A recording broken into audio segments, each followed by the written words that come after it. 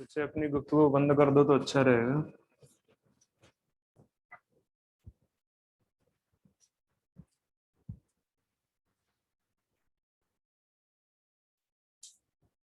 कहाँ तक पढ़ा दिया था? कुछ काम दिया था?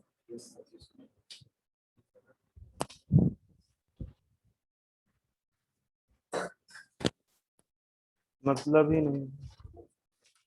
कुछ काम दिया था मैंने लिख करने के लिए।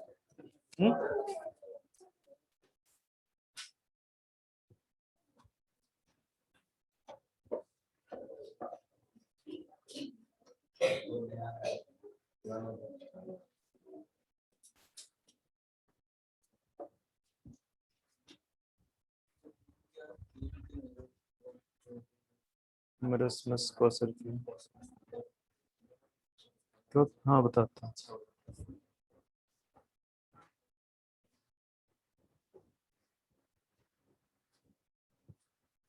नहीं करने से मेरा कोई नुकसान नहीं है। मुझे जो करना मैं तो कर ही रहा हूँ। एट द एंड आपका नुकसान।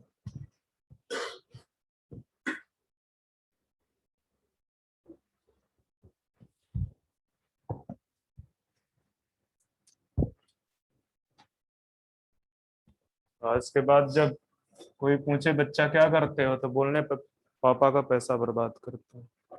बढ़िया रहेगा। हम्म। वही कर ही रहे हो।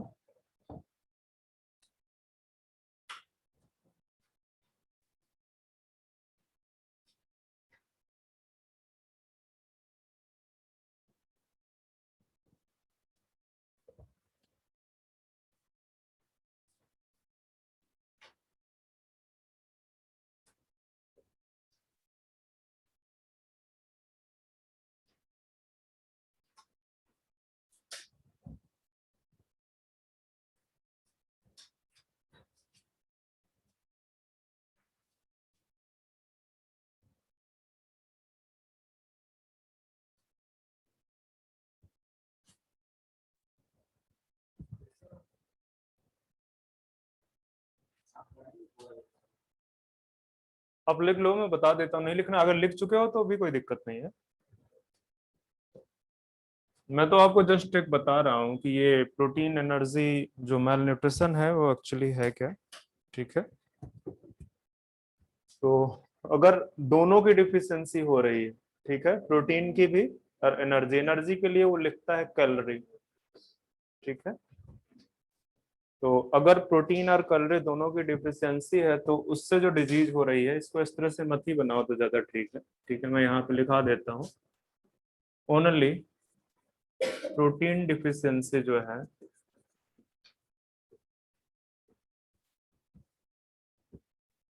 इन चिल्ड्रन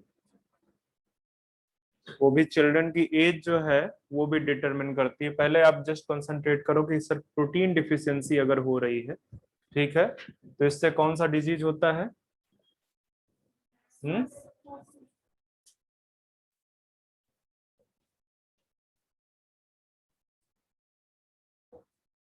एरास्मस कि क्वासर की और होता है।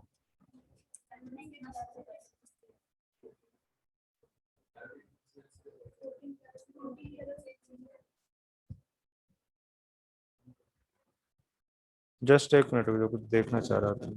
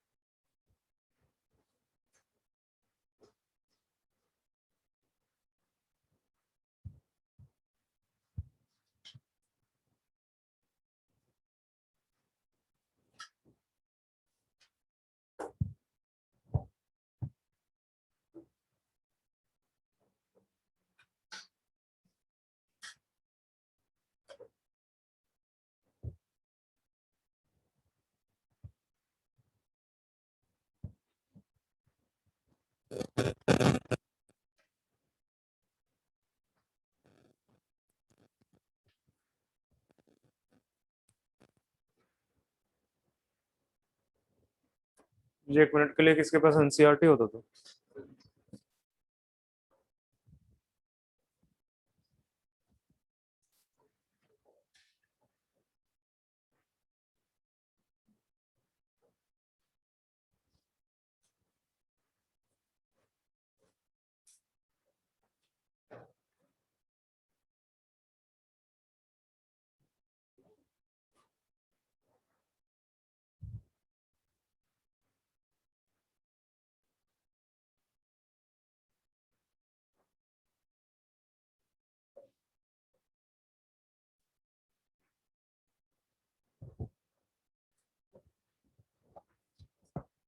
तो क्या क्या लिखा हुआ है एरास्मस में आपने?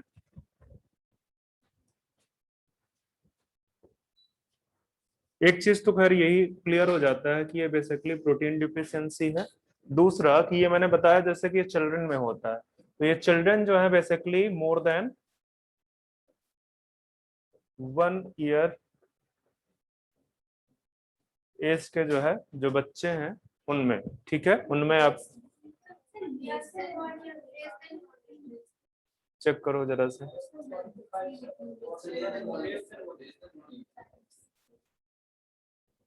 मैं अभी तो देख के आया हूँ, इतना जल्दी दिमाग से स्किप हो गया।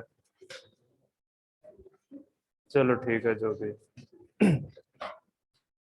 तो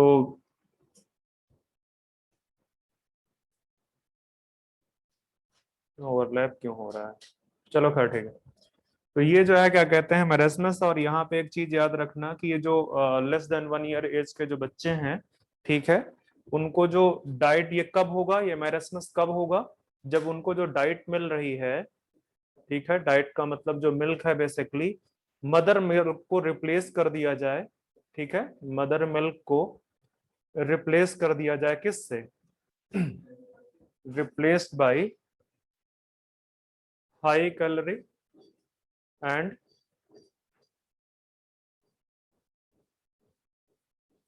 लो प्रोटीन मिल्क कर दो, या डाइट, डाइट ही रखो, ठीक है। डाइट ये तो पता ही है कि उसका जो लेस देन 1 ईयर का है, अगर 6 मंथ के पहले का है तो उसका तो पूरा का पूरा जो डाइट ही है वो बेसिकली मिल्क है, ठीक है, मदर मिल्क।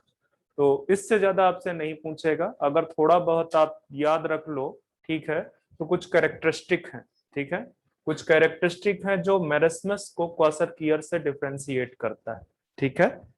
मेरस्मस को क्वासरकियर के साथ में जो है डिफरेंशिएट करता है, वो आप एक बार देख लेना, मैं उतना डीप में नहीं जा रहा हूं।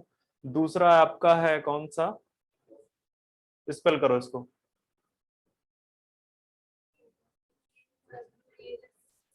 जो भी है आप लिख लेना, मुझे इतना पता नहीं है, ठीक है, क्वासरकियर लिख लेना। ये आपका प्रोटीन एंड एनर्जी दोनों डिफिशियंसी है, ठीक है, प्रोटीन एंड कैलोरी दोनों में डिफिशियंसी होगा मोर देन 1 ईयर के बच्चों में आपको दिखेगा ये, ठीक है। और कुछ कुछ कैरेक्टरिस्टिक इसकी भी हैं, ठीक है, जैसे पेट निकल आता है, ठीक है। और हाँ, ये जो मेरस्मस है, इस मेरस्मस में जो स्किन के नीचे थोड़ा बहुत फैट रह जाएगा, ठीक है, स्किन में थोड़ा बहुत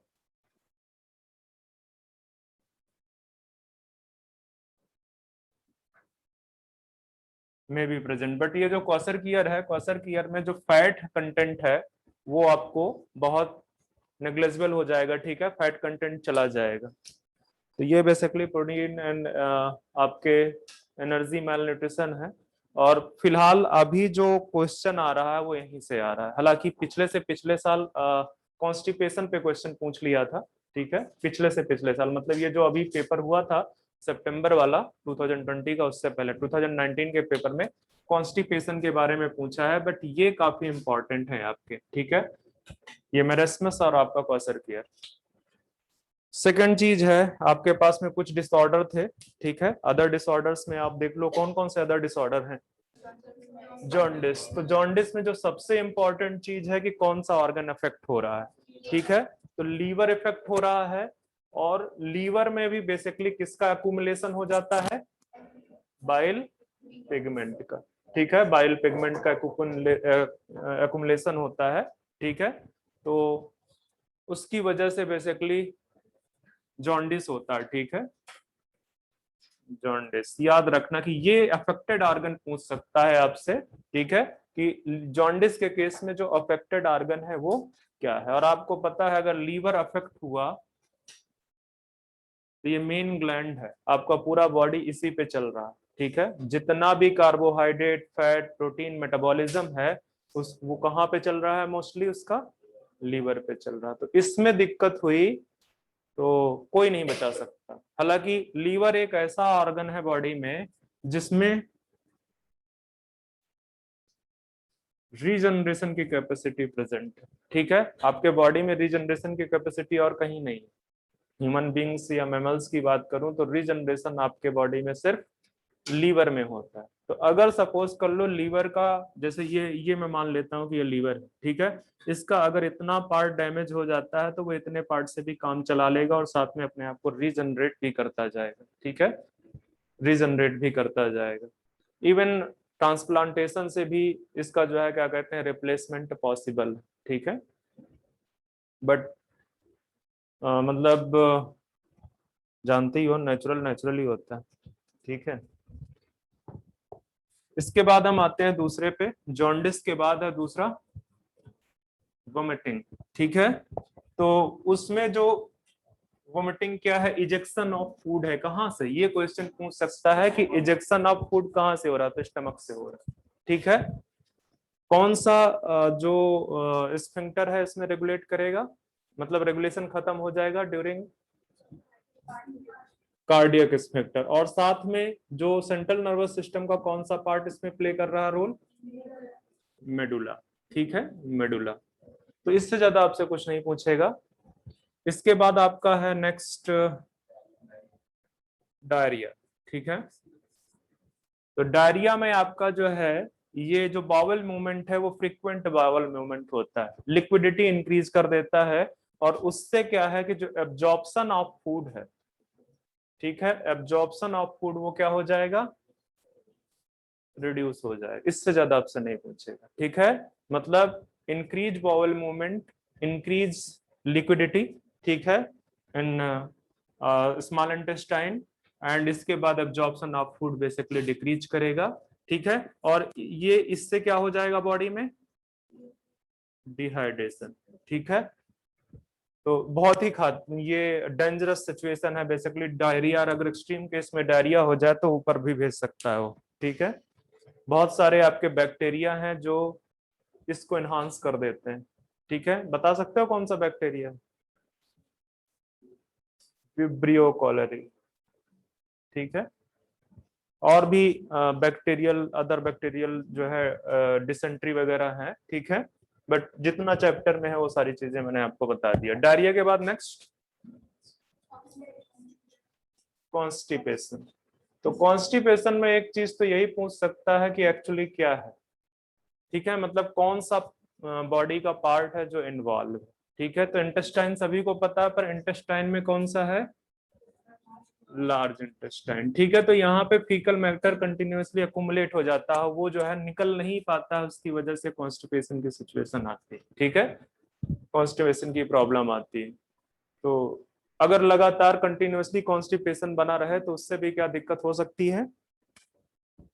आपको पता है कि आपके बॉडी में जो भी चीजें हो रही हैं उसमें आपका स्टमक, मतलब पूरा का पूरा जो एलिमेंट्री कैनाल है उसका बहुत बड़ा रोल है। ठीक है, अगर ये एलिमेंट्री कैनाल प्रॉपर काम कर रहा है तो आपका बॉडी बहुत फिट होगा, और इसमें अगर कोई दिक्कत है, ठीक है, तो आपका बॉडी प्रॉपर नहीं करेगा काम, आपका माइंड अपसेट होगा। ठीक है, अगर प्रॉपर जो है स्टमक में प्रॉब्लम है, एलिमेंट्री कैनाल के किसी भी पार्ट में प्रॉब्लम है, तो बेसिकली हर एक बॉडी पार्ट को अफेक्ट करेगा। ठीक है, आपको पता है कि जो फूड का अब्जॉर्प्शन है वो यहीं से होना है।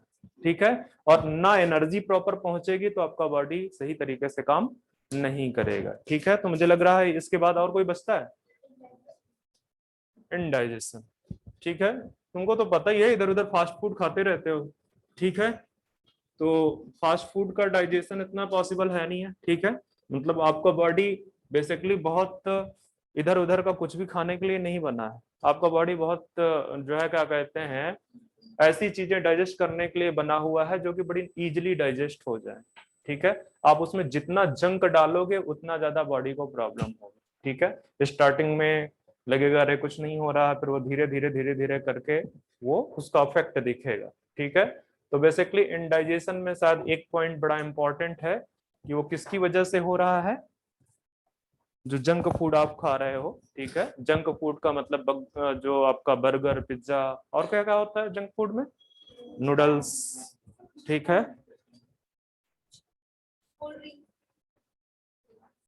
उसको भी इंक्लूड कर सकते हैं, पर वो ड्रिंक्स है।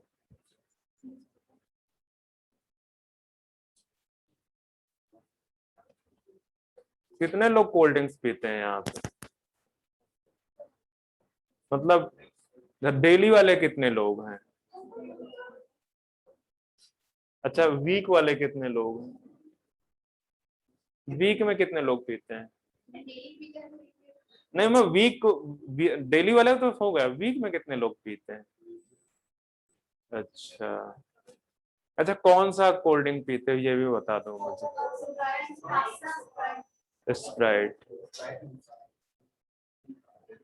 ड्यू कितने लोग पीते हैं?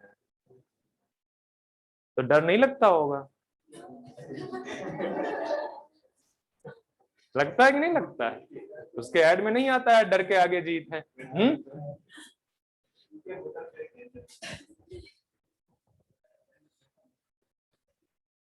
दुनिया की सारी बकवास जो है। अच्छा ये बताओ, सॉफ्ट लिक्विड कितने लोग पीते हैं यहाँ पे? Soft liquid, beer? नहीं, अगर पी भी रहे होंगे तो बताएंगे नहीं ना। ऐसा तो नहीं है कि टेस्ट ना किया हो? नहीं नहीं नहीं नहीं, बिल्कुल नहीं, हमने तो देखा नहीं, हमने तो टच भी नहीं किया है। हाँ? एक दिन घर पे जाके बोलना पापा को अपने। निकाल नहीं सकते ना। चलो खैर, आगे आते हैं। तो ये चैप्टर बच्चे मेरी तरफ से और है। हाँ, एक और चीज रह गई, एक और चीज रह गई।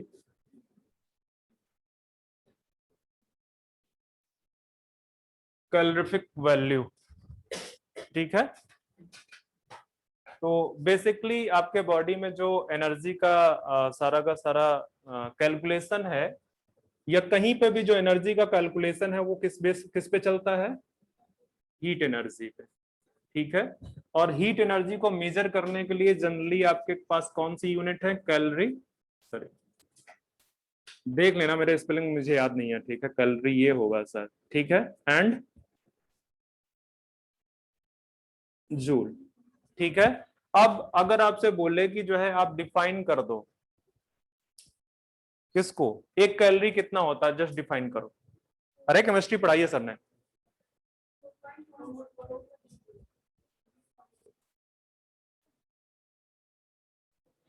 अच्छा, कितनी हीट निकलती, एक कैलोरी कितनी हीट होती ये बता दो, शायद मैं क्वेश्चन गलत कर रहा था। अच्छा, इतना हीट प्रोड्यूस होता है, कुछ और बताओ। वही मैं पूछना चाहता था, यही डेफिनेशन आपने उसमें लिखी हुई है, मुझे उसी से मतलब होता है, मुझे इधर उधर की चीजों से मतलब नहीं होता है, ठीक है। 1 ग्राम फूड या जो है इसको जब आप 1 डिग्री सेल्सियस इससे जो है इसका टेम्परेचर जो है रेज करता है, ठीक है, तो वो बेसिकली जो इतना एनर्जी उसके लिए रिक्वायर्ड है उसको आप बोलते हो कैलोरी या जूल, ठीक है। मैं सिर्फ आपको ये बता रहा हूँ, घर जाके इसको पढ़ लेना जाके, ठीक है। मैं जस्ट आपको फोकस कर रहा हूँ कि इस टॉपिक को घर पे जाके पढ़ लेना, जो मुझे पता नहीं पड़े होगा क्योंकि मैंने बोला नहीं था ना, ठीक है। तो इसको जाके आप पढ़ लेना, उसमें दो चीजें लिखी हुई है, एक 1 ग्राम फूड के लिए लिखा हुआ है और शायद ये फूड या वाटर है, मैं बहुत श्योर नहीं हूँ, ठीक है, आपको जाके करना है।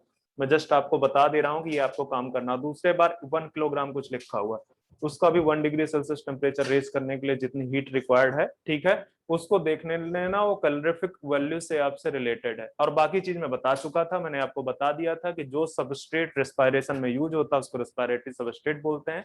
आपके बॉडी में जो रेस्पिरेटरी सबस्ट्रेट यूज होते हैं उसमें से कार्बोहाइड्रेट है, फैट है एंड प्रोटीन्स है, ठीक है। अगर प्रेफरेंस आपका जो है ये है कि कौन सा प्रेफरेबल रेस्पिरेटरी सोर्स है, तो आपका कार्बोहाइड्रेट सबसे ज्यादा है, देन फैट है, देन प्रोटीन है। और अगर आप एनर्जी के रिस्पेक्ट में रेफरेंस ऑर्डर की बात करते हो तो सबसे ज्यादा आपका फैट है, 9.41 है, ठीक है। इसके बाद जो है आपका प्रोटीन है 5.45, देन आपका जो है आपका कार्बोहाइड्रेट है 4 पॉइंट समथिंग, ठीक है। तो ये जो आ रही है ये ग्रॉस कैलोरीफिक वैल्यू, ग्रॉस, ठीक है। अब इससे जो है क्या कहते हैं, नेट कैलोरीफिक वैल्यू की बात करोगे तो वो अप्रोक्सीमेटली आपका 9, 4 एंड 4 है, ठीक है, 9, 4 एंड 4 है, तो जाके घर पे पढ़ लेना इसको भी, ठीक है। हालांकि मैं रेस्पिरेशन वाला जो सेलुलर रेस्पिरेशन है शायद वहां पे रेस्पिरेटरी सबस्ट्रेट के टाइम पे नेट आपको बता चुका हूं, ठीक है। तो इतनी चीजें जो सारी थी आपके, नहीं पढ़ोगे तो मेरा कोई नुकसान नहीं, मैं पहले ही बता दे रहा हूं। बाकी आई थिंक मैंने लाइन बाय लाइन चीजें कवर कर ली हैं, कुछ भी नहीं छूटा होगा, ठीक है। अगर ये डिसऑर्डर वाला पार्ट हटा दिया जाए, ठीक है, तो मैंने शायद हर एक चीज कवर कर रखी हुई है आपके पूरे डाइजेशन वाले चैप्टर में।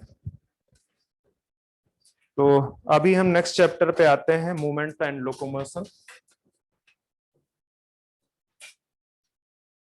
And locomotion. हाँ बच्चे, तुम कुछ बोल रहे थे, प्रोटीन एनर्जी मेलन्यूट्रिशन में रहता है अभी कुछ, अब क्या पूछना चाह रहे थे? अभी अभी जब मैं तुम्हारे पास आया था तो तुम बोल रहे थे इसको समझा दो, इसमें कोई दिक्कत है?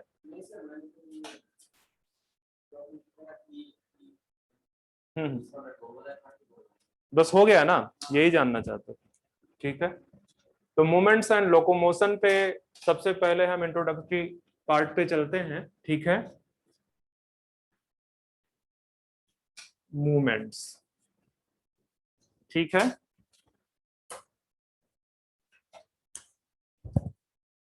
अब मूवमेंट्स की मैं बात करूं, मैं चूंकि लिविंग ऑर्गेनिज्म, यहां पे पहला पॉइंट लिख दो कि movements is characteristic feature of,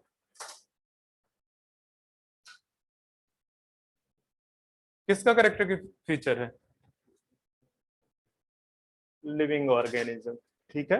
जो लिविंग ऑर्गेनिज्म है उनका कैरेक्टरिस्टिक फीचर है, ठीक है। अगर डिफाइन कर दूं मूवमेंट्स को, ठीक है, तो चेंज इन पोजीशन या any change in position, any change in position of living organism is known as movement. ठीक है, उसको मूवमेंट्स बोलते हैं। मतलब मैं खड़ा हूं, ठीक है, और मैं इधर देखूं या इधर करूं, मतलब कोई भी मेरे बॉडी का मूवमेंट हो रहा है, या मैं रेस्ट पोजीशन पे हूं, ठीक है, अंदर एलिमेंट्री कैनाल पे कोई मूवमेंट हो रहा है, किसी भी जगह पे कोई मूवमेंट हो रहा है, ठीक है, मतलब पोजीशन में चेंज आ रहा है, ठीक है, तो उसको आप क्या बोल दोगे? मूवमेंट। ठीक है, अब लोकोमोशन क्या है?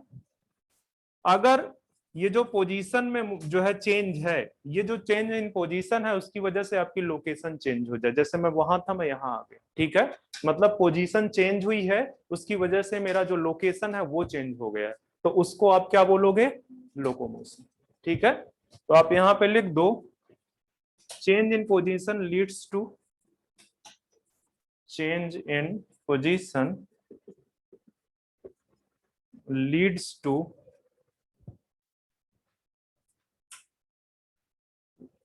Change in location. Location is known as, क्या बोलोगे इसको? लोकोमोशन। एक बड़ा इंपॉर्टेंट पॉइंट यहाँ पे लिख दो कि ऑल लोकोमोशन आर मूवमेंट्स, जितने भी लोकोमोशन है वो सारे के सारे मूवमेंट है, but all movements are not locomotion. तो लिख दो यहाँ पे, ऑल लोकोमोशन और movements but all movements are not locomotion. ठीक है,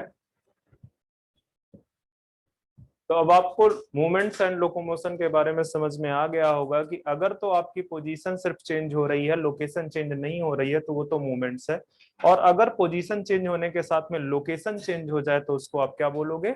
लोकोमोशन। ठीक है, लोकोमोशन। अब देखते हैं जरा सा टाइप्स ऑफ मूवमेंट्स। ठीक है, टाइप्स ऑफ मूवमेंट्स।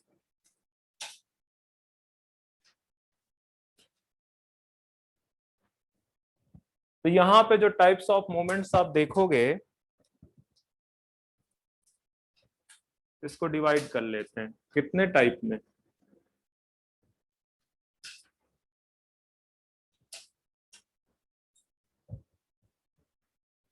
या ऐसा करो, पहले दो ही टाइप, इसमें दो टाइप में पहले करो, ठीक है, दो टाइप में। एक में कर दो आप नॉन मस्कुलर, नॉन मस्कुलर, और दूसरे में कर दो आप मस्कुलर। ठीक है, मस्कुलर मूवमेंट। तो इस चैप्टर में हमें जो पढ़ना है मूवमेंट के बारे में या लोकोमोशन के बारे में, वो मस्कुलर मूवमेंट्स के बारे में पढ़ना है। थोड़ा सा जरूर हम नॉन मस्कुलर के बारे में बात करेंगे। ये नॉन मस्कुलर का मतलब ही समझ में आ रहा है कि ऐसा मूवमेंट जहां पे मसल्स का पार्टिसिपेशन नहीं है। ठीक है, अब इसमें आप देख लो, इसमें आपको कुछ टाइप के मूवमेंट्स मैं दिखा देता हूं, लाइक प्रोटोप्लाज्मिक मूवमेंट्स, ठीक है, फ्लैजिलर मूवमेंट्स, फ्लैजिलर मूवमेंट्स, और आपके सीलियरी मूवमेंट्स। तो ये मूवमेंट्स आपके कैसे हैं?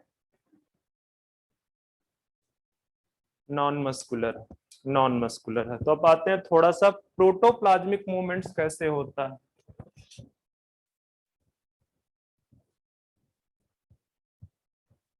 प्रोटोप्लाज्मिक मूवमेंट आपका होता है ड्यू टू साइटोप्लाज्मिक स्ट्रीमिंग। ठीक है, जिसको आप क्या बोलते हो? साइक्लोसिस।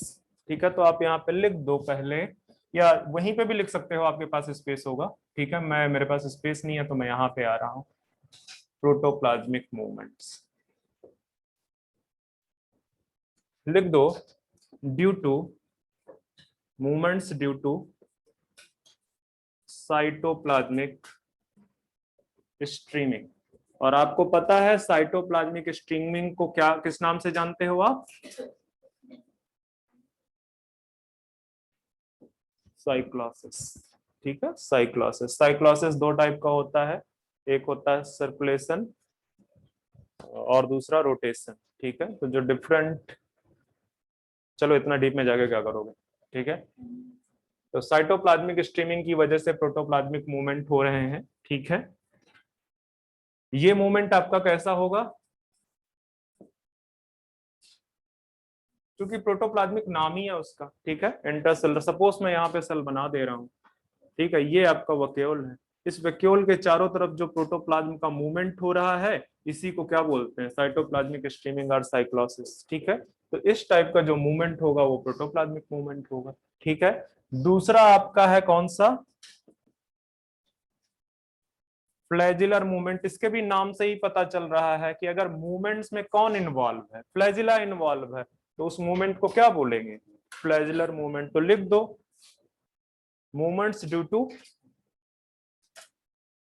फ्लैजिला, फ्लैजिला की वजह से अगर मूवमेंट्स हो रहा है। एग्जाम्पल, कहां कहां फ्लैजिला प्रेजेंट होते हैं, हम्म, यूग्लिना, इतना तेजी से बोलो ना, और बताओ, ट्रिपैनोसोमा, प्रोटोजोन्स में ट्रिपैनोसोमा, ठीक है।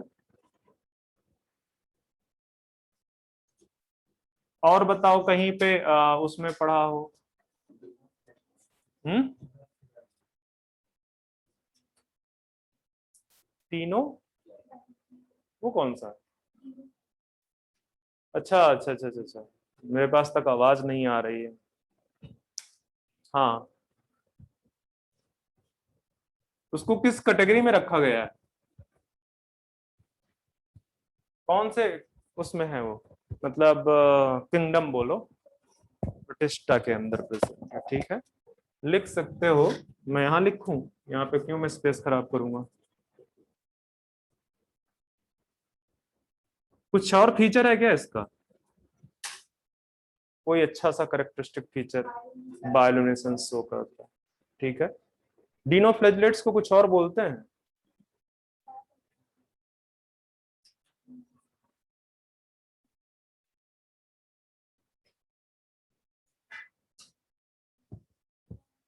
हम्म, जाओ घर पे पढ़ना जाके, चलो आते हैं तीसरे पे,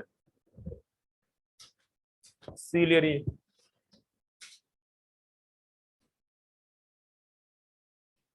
सीलियरी मूवमेंट्स, ठीक है। मूवमेंट्स ड्यू टू सीलिया, सीलिया की वजह से अगर मूवमेंट हो रहा है तो वो आपका सीलियरी मूवमेंट्स है। बताओ कहाँ पे प्रेजेंट है, एग्जाम्पल, पैरामीशियम। अब अपने बॉडी के अंदर बताओ, जितने भी इंटरनल ऑर्गन है जहां पे आपके सीलिया प्रेजेंट है, ठीक है, मतलब जैसे ये ब्रेस्ट बॉर्डर सेल्स है, अगर यहाँ पे सीलिया प्रेजेंट है, ठीक है, तो वो बोल सकते हो सीलियरी एपिथेलियम, ठीक है, तो इसमें ये सीलियरी मूवमेंट्स हैं, सीलिया की वजह से हो रहा है। तो ये मैंने आपके नॉन मस्कुलर मूवमेंट्स आपके खत्म कर दिए, ठीक है, नॉन मस्कुलर मूवमेंट्स। अब आपको बहुत सारा पता होगा, जैसे आपके ब्रेन में एपेंडाइमा वाला पार्ट होता है, वहां पे भी बेसिकली आपके सीलियरी मूवमेंट्स प्रेजेंट है।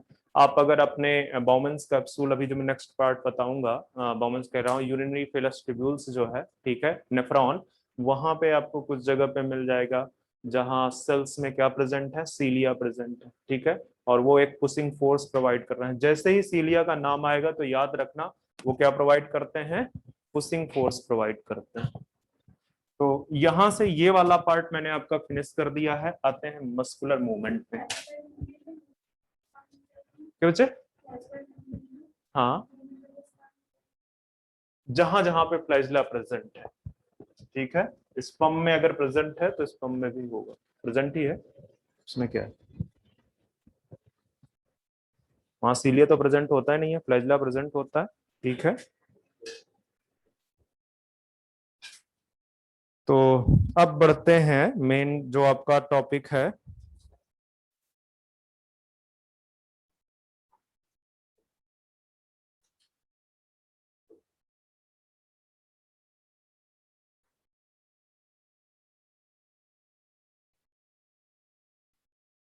अच्छा, एक चीज रह गया था मेरा,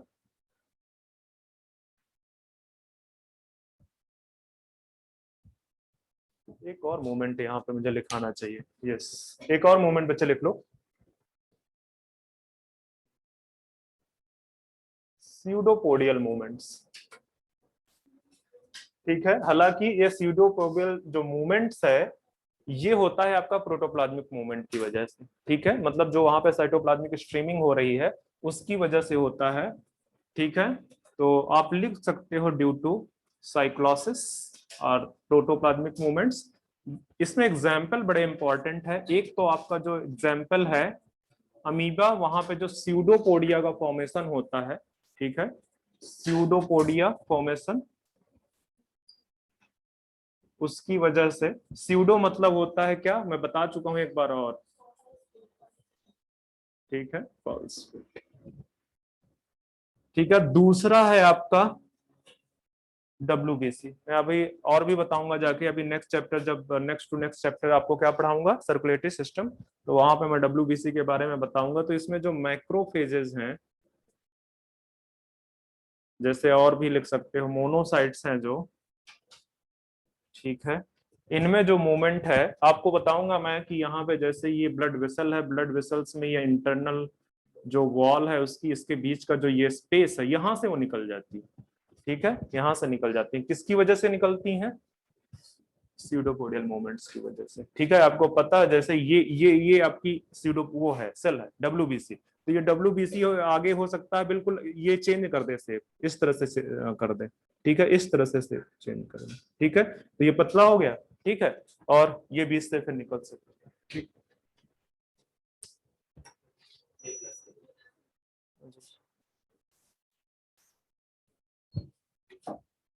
तो ये जो है आपका स्यूडोपोडियल मूवमेंट भी ध्यान में रखना।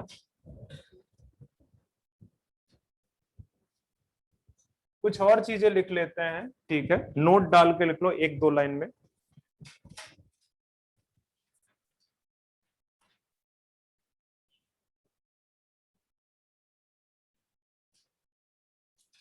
जो स्टडी है किसकी, मसल्स की, उसको क्या बोलते हैं,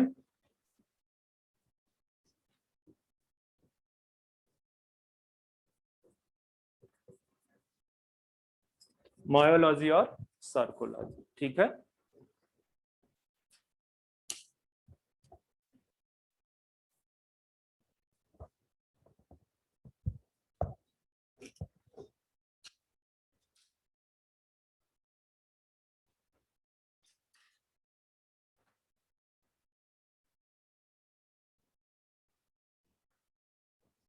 चलो आते हैं मस्कुलर मूवमेंट।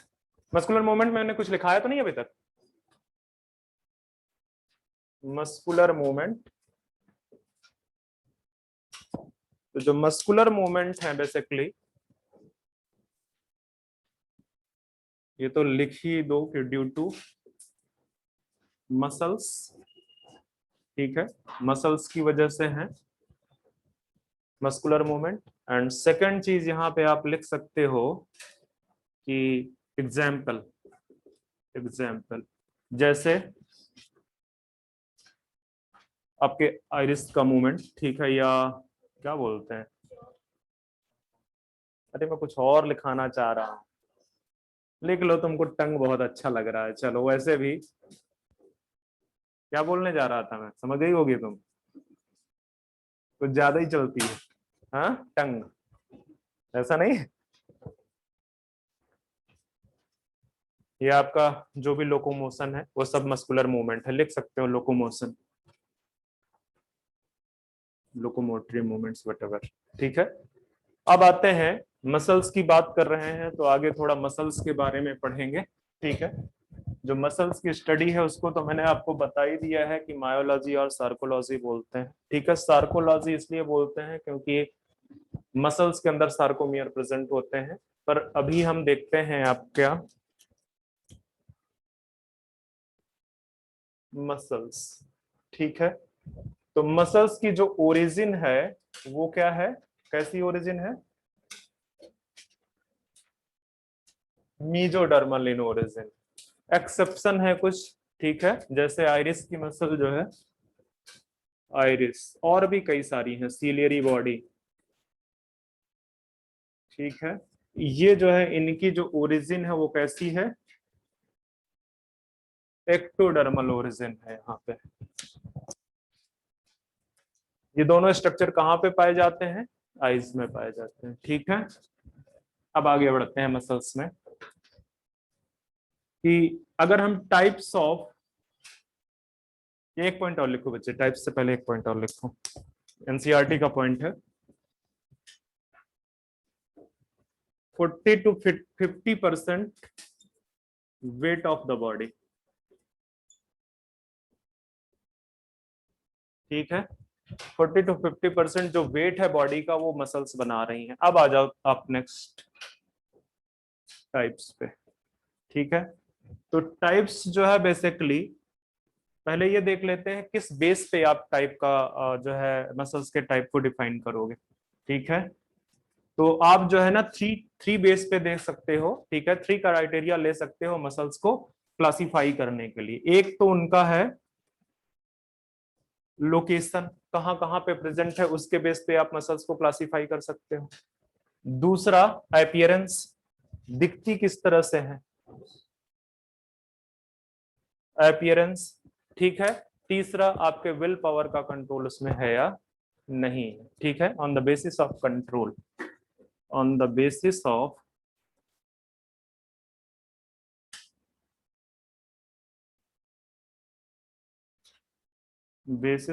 कंट्रोल। तो इन इन बेस पे आप जो है ना, इन बेस पे आप मसल्स को क्या कर सकते हो, क्लासिफाई कर सकते हो। तो सबसे पहले देखते हैं types of muscles on the basis of their location. ठीक है, लोकेशन के बेस पे जब आप मसल्स को क्लासिफाई करने जाओगे तो आपको थ्री टाइप्स की मसल्स देखने को मिलेंगी। ठीक है, तो यहाँ पे मैं लिख देता हूं टाइप्स ऑफ मसल। ठीक है, दिख रहा है बच्चे अनलर्न वाले? नहीं दिख रहा है, यहाँ पे लिख दो on the basis of locomotion. ठीक है, सॉरी लोकेशन, लोकेशन। ठीक है, तो उसमें आपको मिलेंगी skeletal muscles, smooth muscles and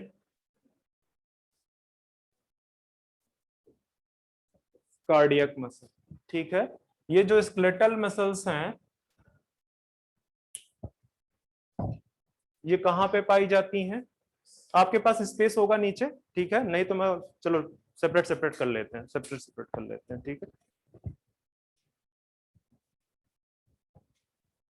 ये बहुत कोई बड़ी चीज नहीं बता रहा हूँ, ये सब आपको पता है, इसलिए मैं थोड़ा फास्ट चल रहा हूँ यहाँ पे। ठीक है, ये जो स्केलेटल मसल है, स्केलेटल मसल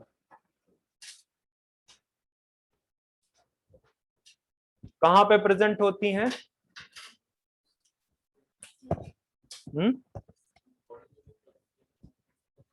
जहां जहां बोन्स है। ठीक है, जहां जहां बोन्स है। ठीक है, तो आप यहाँ पे लिख सकते हो अटैच्ड विद बोन्स।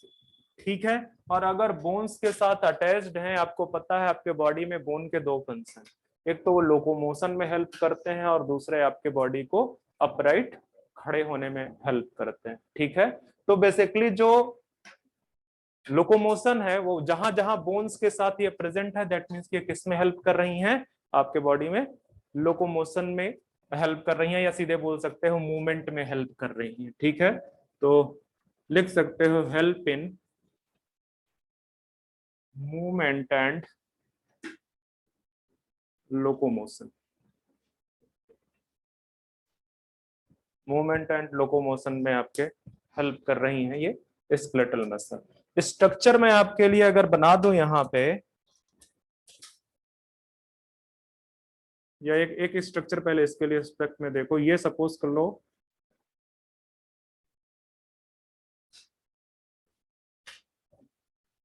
ये बोन है, तो बोन के साथ में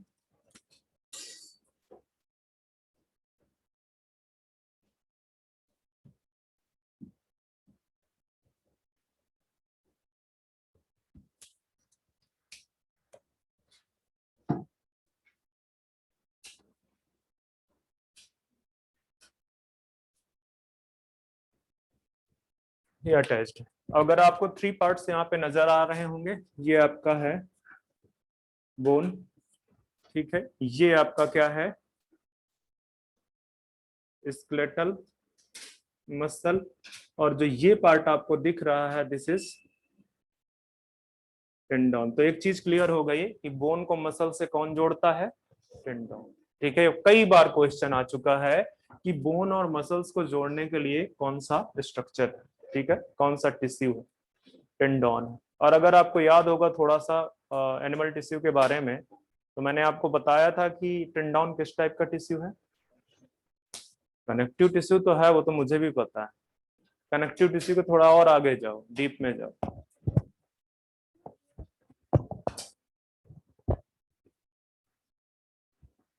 हम्म,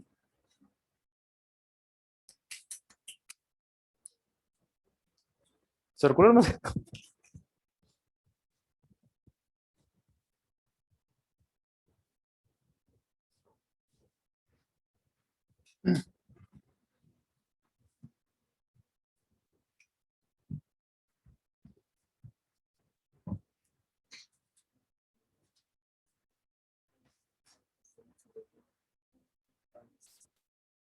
हम्म,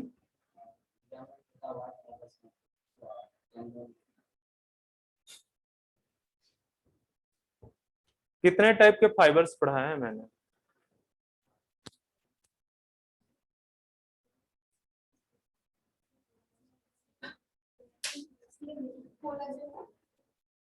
तो इसमें कौन सा कोलेजन प्रेजेंट है, तो कौन सा फिर टिश्यू हो गए?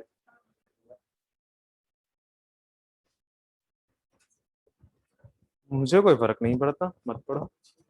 चलो आओ आगे देखो, स्केलेटल मसल में घर में जाके बैठ के पढ़ना, ठीक है।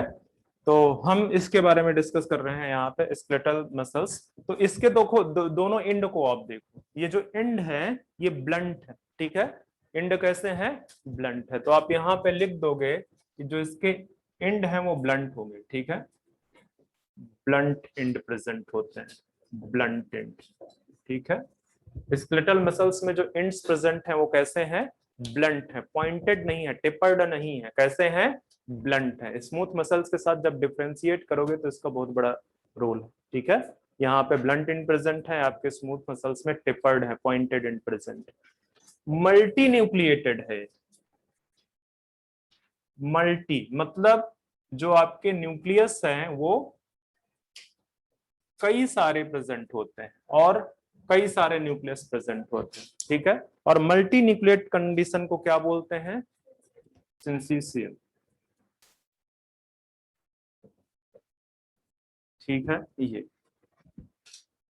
बहुत सारे ढेर सारे आपको न्यूक्लियस मिलेंगे, और जो न्यूक्लियस की जो लोकेशन है, इसकी अगर आप लोकेशन की बात करोगे, किसके लिए, न्यूक्लियस की लोकेशन की, तो ये नियर सार्कोलेमा। सार्कोलेमा क्या है, मसल्स की जो मेम्ब्रेन होती है, ठीक है, मेम्ब्रेन या सेल मेम्ब्रेन लिखो, पूरा लिखो, cell membrane of skeletal muscle. Skeletal muscles की जो सेल मेम्ब्रेन है वो बेसिकली आपकी सार्कोलेमा है। तो आपको यहां पे देखने को मिलेंगे, यहां पे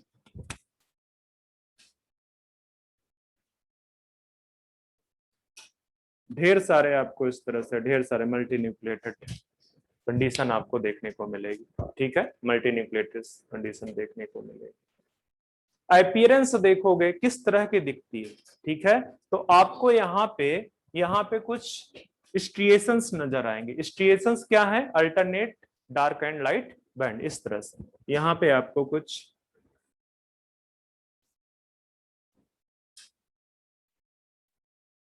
ठीक है स्ट्रिएटेड अपीयरेंस दिखेगा। तो आप यहाँ पे लिख सकते हो स्ट्रिएटेड इन अपीयरेंस, इनका जो अपीयरेंस है वो स्ट्रिएटेड, मतलब कहने का alternate dark and light band, ठीक है। अभी इनको डिस्कस करूंगा मैं आगे चल के, ठीक है, यही सब डिस्कस करना है। तो इस तरह से आपको alternate dark and light band देखने को मिलेगा। एक और चीज, मैं चाहूं तो मैं चल सकता हूं, ठीक है, मैं चाहूं तो मैं लिख सकता हूं, ठीक है। ये किसकी वजह से हो रहा है? मेरे विल पावर की वजह से हो रहा है, ठीक है। मैं चाह रहा हूं इसलिए मैं बोर्ड पे लिख रहा हूं, और इसमें हेल्प कौन कर रहा है? आपका स्केलेटल मसल, ठीक है। मतलब स्केलेटल मसल्स को आप अपने विल पावर पे कंट्रोल कर सकते हो, ठीक है। मतलब कहने का ये वॉल्यूंटरी इन नेचर, ठीक है। आप चाहोगे तो कर सकते हो, इनको कंट्रोल कर सकते हो, वॉलंटरी इन नेचर। तो ये कई बार इस स्टेटमेंट को इस तरह से भी लिख देता है कि can be controlled by your will power, ठीक है। तो आप लिख सकते हो कंट्रोल्ड बाय विल पावर।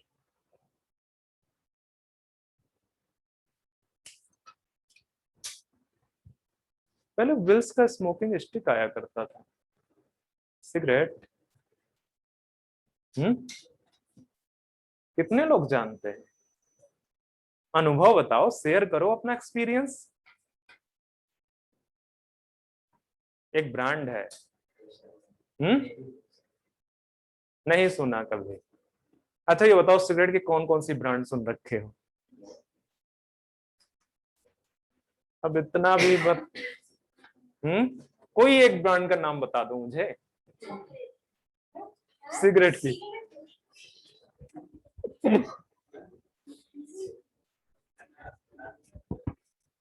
हम्म इतने मासूम बच्चे तो मैंने अपने लाइफ में देखे ही नहीं।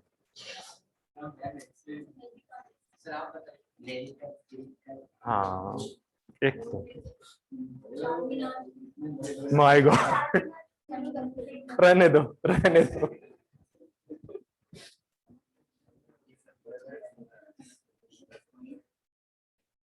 चलो आगे बढ़ते हैं।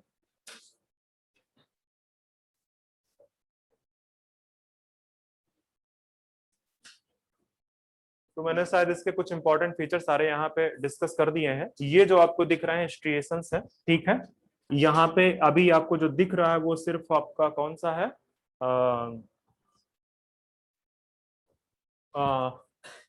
डार्क बैंड बेसिकली दिख रहे हैं, या ये बोल सकते हो थिक फिलामेंट वहां पे आपको नजर आ रहे हैं, थिन नहीं नजर आ रहे हैं, ठीक है। और ये भी, ये जो स्ट्रिएटेड अपीयरेंस है, ऐसा नहीं है कि जो नेक्स्ट मसल में आपको पढ़ाऊंगा वहां पे इस तरह के फाइबर्स, इस तरह के जो है मसल जो फाइबर्स हैं वो दिखते हैं, मायोफाइबर्स हैं, होते नहीं, ठीक है। वहां पे भी होते हैं, पर ये दिखते सिर्फ आपको कहाँ पे है? स्केलेटल मसल्स में। ऐसा क्यों है? क्योंकि जो इनका अरेंजमेंट है वो बहुत रेगुलर, ठीक है। रेगुलर अरेंजमेंट होने की वजह से ये थिक स्ट्रक्चर बना लेते हैं, इस वजह से आपको नजर आते हैं। जब आपको अभी ये स्मूथ मसल्स पढ़ाऊंगा तो ये जो मायोफाइब्रिल्स हैं वहां प्रेजेंट हैं, बट इधर उधर बिखरे हुए, ठीक है। और बिखरे होने की वजह से वो आपको विजिबल नहीं होते हैं, ठीक है। तो चलो ठीक है, आगे बढ़ते हैं। मैंने ज्यादा कुछ नहीं लिखाए हैं, आप मॉड्यूल सॉल्व करोगे तो वहां पे कुछ और फीचर्स की जरूरत पड़ेगी, बट मुझे नहीं लगता है कि वो कभी पूछा भी जाएगा, ठीक है। जैसे रिफ्रैक्टरी पीरियड वगैरह जो है, ठीक है, रिएक्शन टाइम, रिफ्रैक्टरी पीरियड, वो सारी चीजें हैं।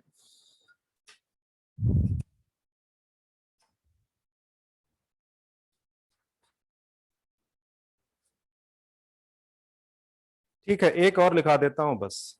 यहाँ पे एक और इम्पोर्टेंट हो जाएगा, लिख दो कि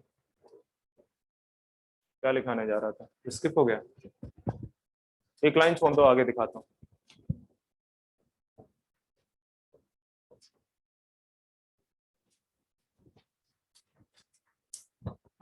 हाँ,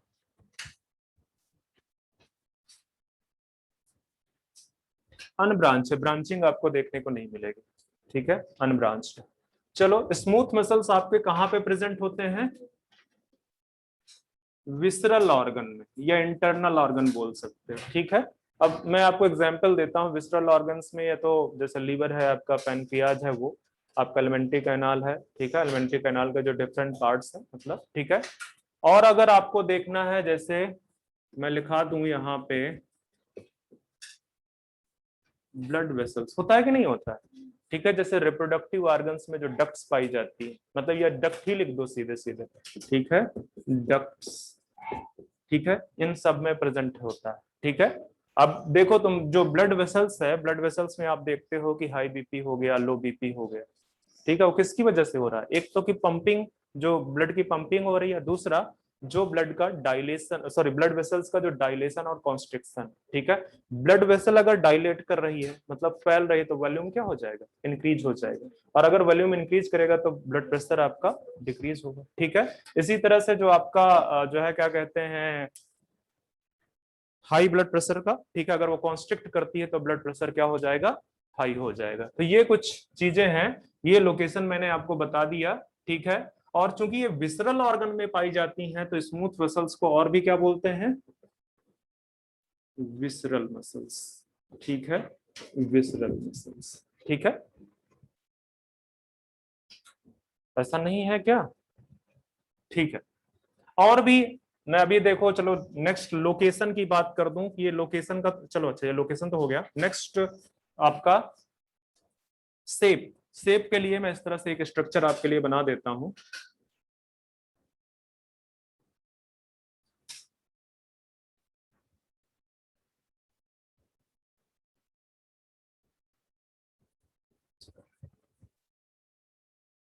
ये पिक्चर वगैरह जहां पे मुझे बनाना होता है ना, मेरी हालत खराब हो जाती है। इस तरह से आपको, तो यहाँ पे आपको ये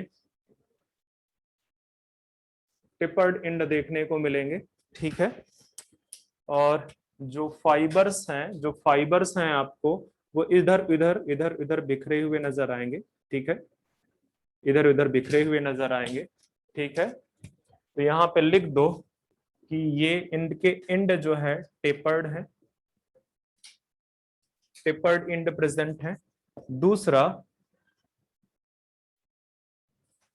अनब्रांच्ड, सॉरी हाँ ये भी अनब्रांच्ड है, ठीक है, अनब्रांच्ड है। क्या? स्ट्रिएटेड नहीं, स्ट्रिएटेड नहीं प्रेजेंट है, नॉन स्ट्रिएटेड है, नॉन स्ट्रिएटेड है, ठीक है। विल पावर का आपके इनमें कंट्रोल नहीं है, ठीक है, इनवॉल्यूंटरी है ये, ठीक है, आप इनको विल पावर से कंट्रोल नहीं कर सकते हो। अच्छा, अगर मैं सेंट्रल नर्वस सिस्टम के रिस्पेक्ट में बात करूं, मतलब नर्वस सिस्टम के रिस्पेक्ट में बात करूं, तो ये वाली जो मसल्स है उनको कौन कंट्रोल करेगा? कौन सा पार्ट है जो नर्वस सिस्टम को इसको कंट्रोल करेगा?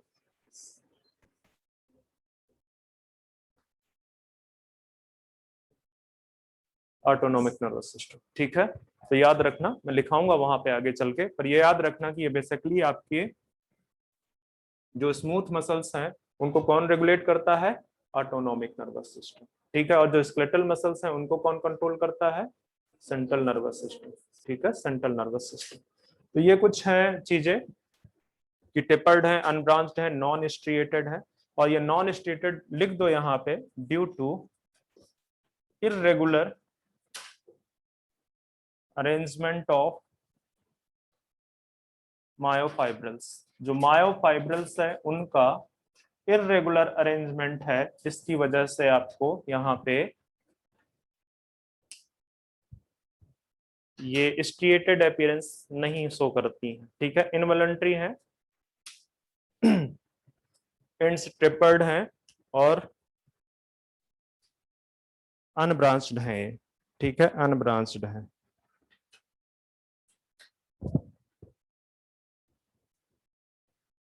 यही जहां पे ट्रिपर्ड एंड लिखा हुआ है, इसके शेप में लिख दो बेसिकली स्पिंडल शेप्ड, ठीक है, स्पिंडल शेप्ड है। ये जो स्केलेटल मसल्स है, यहाँ पे इसके शेप में जाके लिख दो कहीं पे, ठीक है, कहीं पे भी लिख दो, ये आपको जनरली रॉड शेप दिखेंगी, ठीक है, जनरली आपको रॉड शेप दिखेंगी। तो इससे ज्यादा मुझे आपको स्मूथ मसल्स में कुछ करवाना नहीं है, जितनी चीजें मैंने बताना था, इन लोकेशन को ध्यान में रखना, लोकेशन को ध्यान में रखना। इसके एंड को, ये देखो दोनों टेपर्ड एंड है, ठीक है, अनब्रांच्ड है वो दिख ही रहा है, नॉन स्ट्रिएटेड दिख रहे हैं, इनवॉलंटरी इन नेचर है, ठीक है, ये सब आप ध्यान में रखना, ठीक है, ये सब ध्यान में रखना। नेक्स्ट आते हैं स्केलेटल मसल्स के बाद में, मतलब स्मूथ मसल्स के बाद में कार्डियक मसल। तो कार्डियक मसल्स की लोकेशन उसके नाम पे ही दिख रही है, कहाँ पे प्रेजेंट है वो, हार्ट में, ठीक है। कार्डियक मसल्स, तो ये जो कार्डियक मसल्स हैं इसमें कुछ फीचर स्मूथ मसल्स जैसे हैं, कुछ फीचर उसके स्केलेटल मसल्स हैं और कुछ उनमें यूनिक फीचर है, ठीक है। आप यहाँ पे इसकी लोकेशन लिख दो, लोकेशन में हार्ट, हार्ट में प्रेजेंट होते हैं ये, ठीक है, या हार्ट वॉल लिख दो, हार्ट वॉल, ठीक है।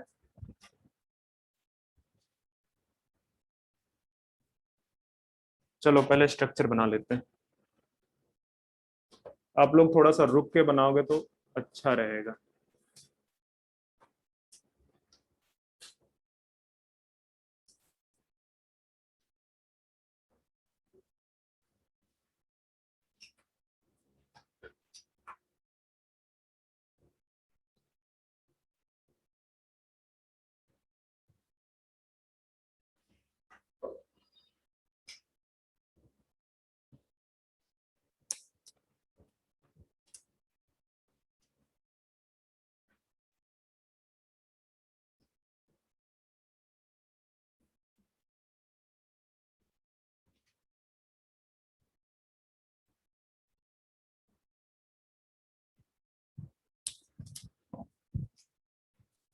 ये है आपका कार्डियक मसल्स। तो ये देखो यहाँ पे ब्रांचिंग हुई है, ठीक है, यहाँ पे ब्रांचिंग हुई है, इस ब्रांच को चाहे थोड़ा सा और इनलार्ज कर दो, थोड़ा सा और इनलार्ज कर दो इसको, इस तरह से कर दो, ठीक है।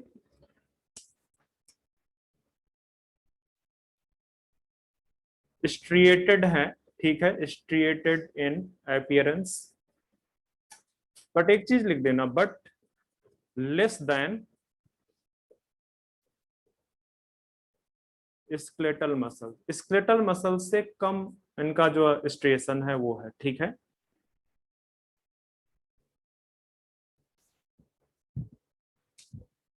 Less than skeletal muscles. जो इनके एंड हैं, जो इनके एंड हैं कैसे हैं, ब्लंट एंड है, ठीक है, ब्रांचिंग प्रेजेंट है यहाँ पे, ठीक है, ब्रांच्ड है।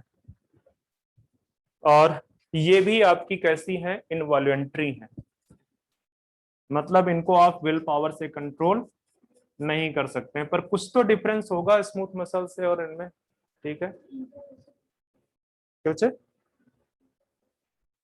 इंटरकलेटेड अभी वहां तक तो बात ही नहीं किया, मैं रेगुलेशन के रिस्पेक्ट में बात कर रहा हूँ इस केस पे। इनको कौन रेगुलेट करता है,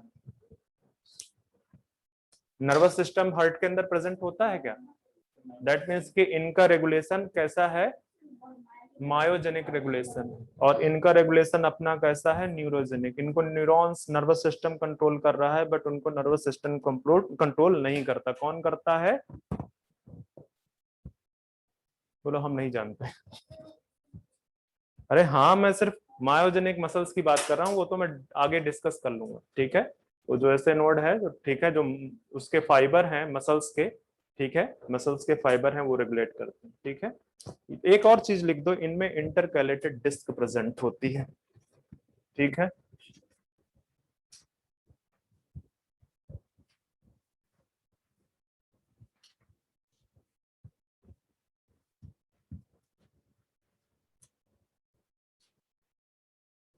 बचा टाइम बताना, intercalated disc present in cardiac muscle.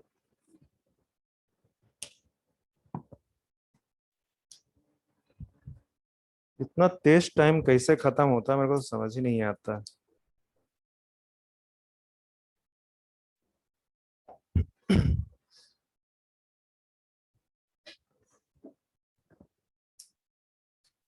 चलो मैं आपको इंटरकलेटेड डिस्क यहाँ पे दिखा देता हूँ।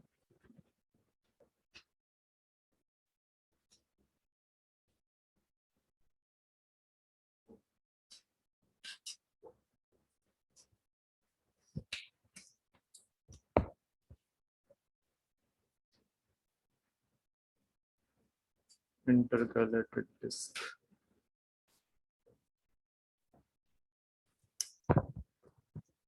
न्यूक्लियस के रिस्पेक्ट में बच्चे एक पॉइंट लिख दो, मैं यहां लिख दे रहा हूं, यूनिन्यूक्लिएटेड। जो आपकी स्मूथ मसल्स हैं वो भी यूनिन्यूक्लिएटेड है। मल्टी न्यूक्लिएटेड कंडीशन सिर्फ आपको कहां पे देखने को मिलेगी? स्केलेटल मसल्स में, ठीक है। तो ये यूनिन्यूक्लिएटेड है।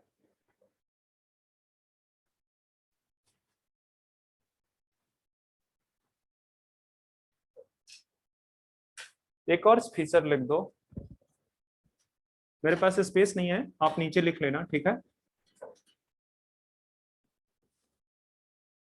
ऑटोरिदमिक होती है, मतलब इनमें जो है इन इन मसल्स में आपको सिग्नल नहीं भेजना पड़ता है। किस चीज के लिए? कॉन्ट्रैक्शन एंड रिलैक्सेशन के लिए। ये अपने आप कॉन्ट्रैक्ट एंड रिलैक्स होती रहती है, ऑटोरिदमिक, ठीक है, ऑटोरिदमिक। तो ऑटोरिदमिक होना और इंटरकैलेटेड डिस्क का प्रेजेंट होना, ब्रांचिंग होना, ये सब क्या है? इसके यूनिक करेक्टर, ठीक है। ब्रांचिंग होना, इंटरकैलेटेड डिस्क का प्रेजेंट होना, ऑटोरिदमिक होना, ये सब इसके यूनिक करेक्टर है। स्ट्रिएटेड होना, ठीक है। और अच्छा, शेप के बारे में, रॉड शेप लिख दो या सिलेंड्रिकल लिख दो, दोनों सेम चीज है, ठीक है। सिलेंड्रिकल और रॉड शेप, ठीक है। तो शेप आपका जैसे आपका स्केलेटल मसल्स का होता है, थोड़ा बहुत वेरिएशन के साथ, ठीक है, इनका भी वैसे ही शेप। तो ये हो गया है आपका कार्डियक मसल्स, ठीक है। नेक्स्ट आगे बढ़ते हैं। ऑन द बेसिस ऑफ, ये तो लिख लिया ना, तो ये तो एक लोकेशन के बेस पे हुआ है। ऑन द बेसिस ऑफ, दूसरा पॉइंट मैंने क्या लिखाया था? On the basis of appearance. तो कुछ लिखना नहीं है ज्यादा, बस नाम लिखने, ठीक है। On the basis of appearance आपको दो टाइप के दिखेंगी, एक आपको स्ट्रिएटेड इन अपीयरेंस, दूसरा आपको नॉन स्ट्रिएटेड। और स्ट्रिएटेड एंड नॉन स्ट्रिएटेड क्या होता है वो मैंने आपको डिफाइन कर रखा हुआ है, ठीक है। कि यहाँ पे स्ट्रिएटेड में क्या है? Alternate dark and light band present होंगे, ठीक है, लाइट बैंड प्रेजेंट। जबकि ये जो नॉन स्ट्रिएटेड है, यहाँ पे नो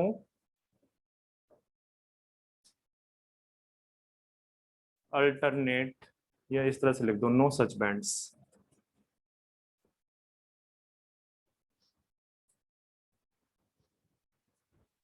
अच्छा चलो, स्ट्रिएटेड में कौन कौन से लिखोगे आप? And cardiac. और यहां पे स्मूथ मसल, ठीक है, स्मूथ मसल। अच्छा, तीसरे पे आ जाते हैं, on the basis of will power. तो वॉलंटरी एंड इनवॉलंटरी,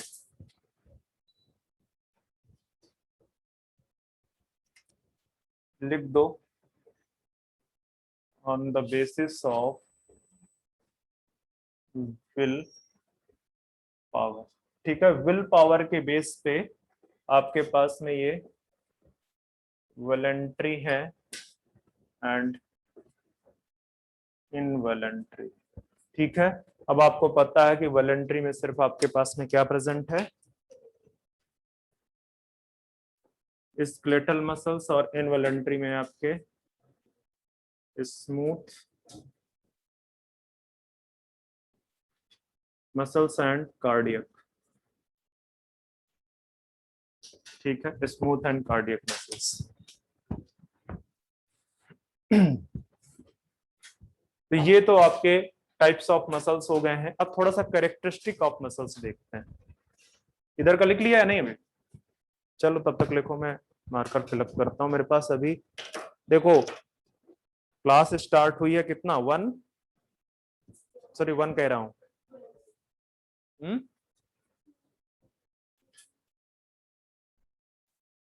11, 15 से कैसे स्टार्ट हो? तो फिर समझ ही रहे हो कितना आगे खींचना है, 1, कुछ ज्यादा ही नहीं। कम से कम 115 तक तो जाना ही है।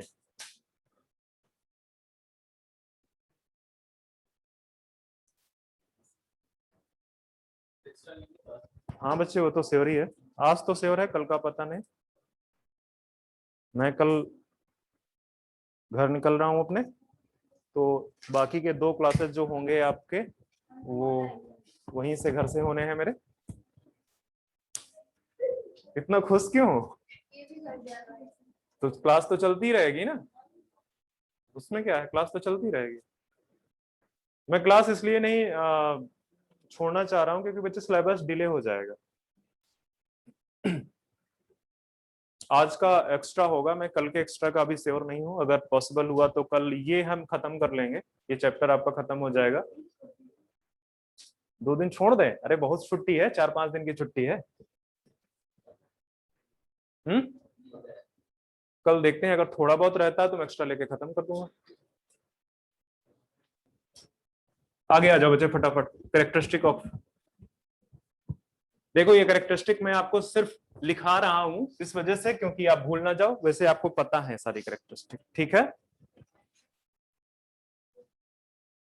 कैरेक्टरिस्टिक ऑफ मसल्स, ठीक है, मसल्स की कैरेक्टर। ए बच्चे अपना अपना बंद करो, बताओ कौन कौन सी कैरेक्टरिस्टिक मसल में पाई जाती है?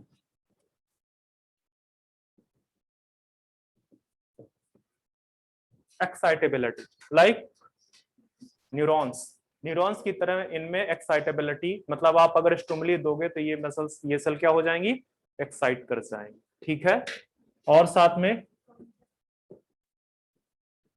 कॉन्ट्रैक्टिबिलिटी, ठीक है। तो जैसे ही एक्साइट होंगी इनमें क्या होने लगेगा, इनके जो alternate light and dark band है वो कॉन्ट्रैक्ट एंड रिलैक्स होने लगेंगे, ठीक है। इसके अलावा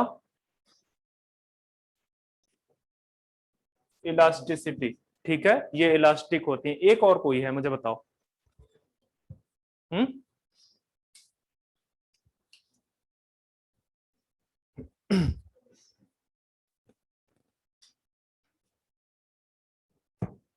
extensibility,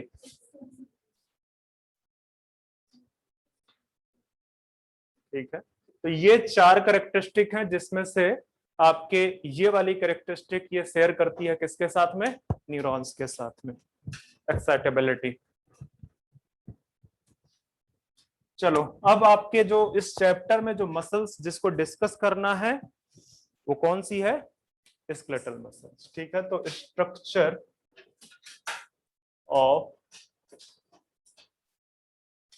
skeletal muscle, skeletal muscle का स्ट्रक्चर। बच्चे ये पार्ट मैंने आपका जो एनिमल टिश्यू था, ये पूरा मस्कुलर सिस्टम आपका जो, या ये बोलो कि मस्कुलर टिश्यू, मैंने सब छोड़ दिया था वहां पे, ठीक है। वो पार्ट मैं यहाँ पे सारा कवर कर रहा हूँ, ठीक है। तो मैं अब आपको बोल रहा हूँ कि हम स्ट्रक्चर ऑफ स्केलेटल मसल्स पढ़ेंगे, ठीक है। अगर आपको अभी अभी जो स्ट्रक्चर बनाया था अगर वो याद है, ठीक है, तो मैंने आपको बोला कि इस तरह से बोन है, ठीक है, और बोन्स के साथ में बेसिकली एक मसल्स अटैच्ड है, ठीक है। इस मसल को आप क्या बोल रहे हो, स्केलेटल मसल, ठीक है, स्केलेटल मसल। इस स्केलेटल मसल का अगर आप सेक्शन काट दो, ठीक है, इसका ट्रांसफर सेक्शन काट दो, तो ट्रांसफर सेक्शन पे आपको जो स्ट्रक्चर नजर आएंगे हमको वहां पे देखने, ठीक है। ये पूरा का पूरा क्या है, ये मसल बंडल है, ये पूरा का पूरा मसल बंडल है, ठीक है। मतलब इसके अंदर millions of muscles present, muscle cell या मसल फाइबर्स प्रेजेंट है, ठीक है। एक नोट डाल के मैं यहाँ पे पहले ही लिखा देता हूं, ठीक है, कि जो मसल सेल हैं,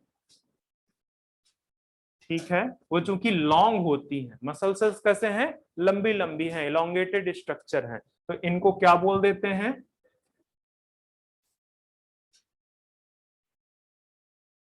मसल फाइबर, ठीक है। किसकी वजह से, चूंकि ये इलोंगेटेड स्ट्रक्चर है, ठीक है, लॉन्ग स्ट्रक्चर है, तो मसल सेल्स को आप क्या बोल देते हो, मसल फाइबर। जैसे नर्वस सेल को, ठीक है, या न्यूरॉन्स को आप क्या बोलते हो, नर्वस फाइबर, ठीक है। तो बिल्कुल ऐसे ही यहाँ पे भी। चलो स्केलेटल मसल्स में इसका अगर आपने सेक्शन काट दिया यहाँ से ट्रांसफर सेक्शन, तो चलो यहाँ पे मैं आपको एक ट्रांसफर सेक्शन दिखा देता हूँ। ठीक है, इस ट्रांसफर सेक्शन में आपको अंदर की तरफ कुछ बंडल्स नजर आएंगे। ठीक है, अंदर की तरफ कुछ और बंडल्स नजर आएंगे, जैसे ये।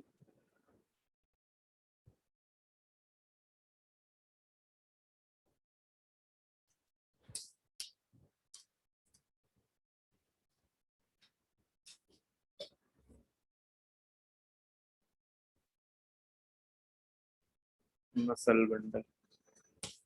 ठीक है, इन मसल बंडल के अंदर आपको भी और कुछ स्ट्रक्चर्स नजर आ रहे हैं। ठीक है,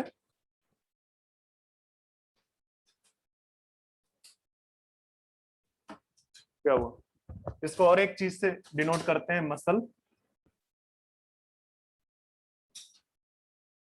फेसिकुली। ठीक है, मसल फेसिकुली। ठीक है, अब इस वाले को हटा लेते हैं हम बाहर, ये जो रेड कलर से आपको नजर आ रहा है उसको हम बाहर खींच लेते हैं। ठीक है, या एक काम करो, हाँ बाहर कर लेते हैं, लिखने की जरूरत नहीं है, बाहर एक बार लिखेंगे।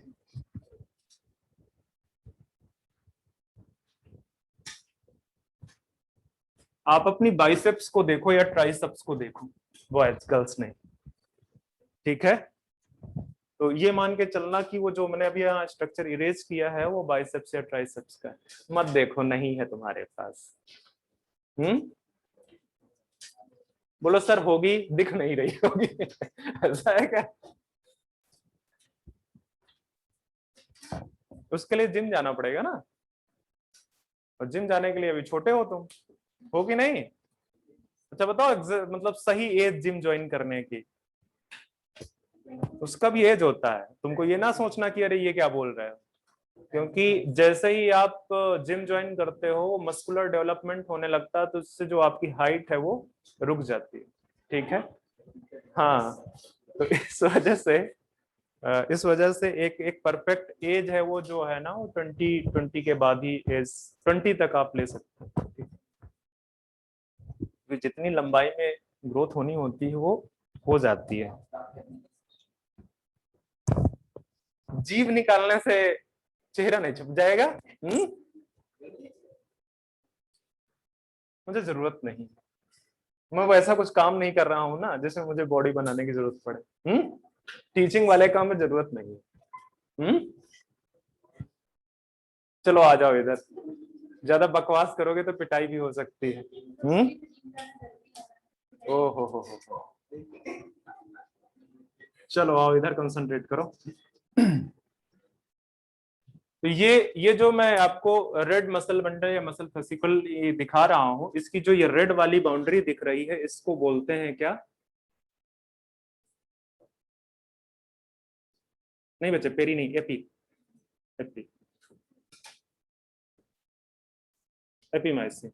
ठीक है, अब इस एपीमाइसियम के अंदर भी आपको क्या देखने को मिलेंगे? ब्लू यूज करूं? बोलो हमें तो कोई दिक्कत नहीं है, ऑनलाइन वालों से पूछ लो। हम्म, इस तरह के बहुत ढेर सारे बंडल्स देखने को मिलेंगे। ठीक है, और ये जो बीच का स्पेस है, ये यहाँ पे कनेक्टिव टिश्यू भरा हुआ है। चलो ठीक है, मैं इसको, और ये जो कनेक्टिव टिश्यू है, इस कनेक्टिव टिश्यू का एक नाम है, ये बेसिकली क्या है? कनेक्टिव टिश्यू, और इसको बोलते हैं फैसिया। एनसीईआरटी में लिखा हुआ है। नाम से घबराहट तो नहीं हो रही है कि क्या कहीं फैसिकुली कहीं फैसिया, बोले बायो में आदत पड़ गई है। हाँ, ऐसा है कि नहीं?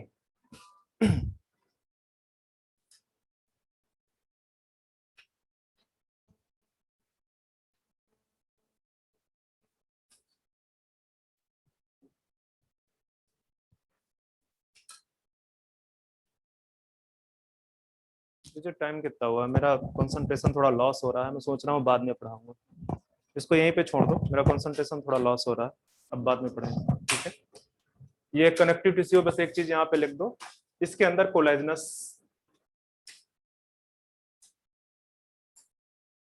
फाइबर प्रेजेंट है, बस यहीं पे रोको। ठीक है।